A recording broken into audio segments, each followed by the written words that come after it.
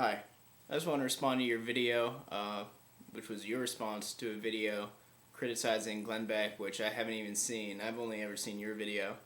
And I wanted to preface this by saying I like your channel a lot. I like some of the videos that you've uploaded.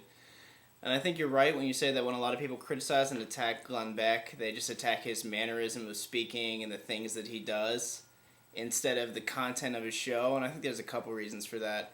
One of that is the mannerism of his speaking is, well, it's easy to criticize. It's a little out there. And I think this also relates to, like you said, how many books he puts out.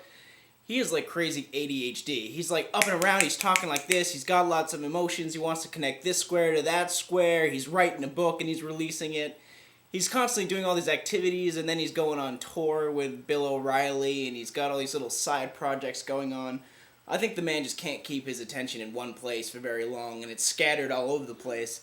And most people respond immediately to that erratic behavior. That's why when you see any serious criticisms of Glenn Beck on Jon Stewart, or any of these other leftist shows, it's mostly just a slideshow of him saying a goofy thing over here, and then he says a goofy thing over here, and now he's making a weird facial expression.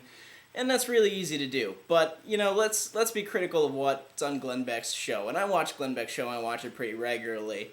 And I think I know what I'm talking about when it comes to his show. And my problem with Glenn Beck is he starts off with a pretty solid premise. But the problem is the premise is not what he's trying to give you.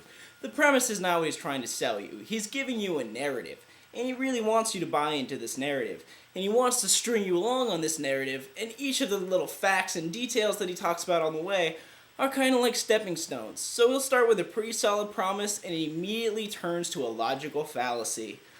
He's good at doing a straw man, which is he won't even touch your argument. He's just going to talk about some dumb shit you said in the past, and he's got a little audio clip and a little video clip of you saying it. He's going to be like, look at his words. Do you trust this person?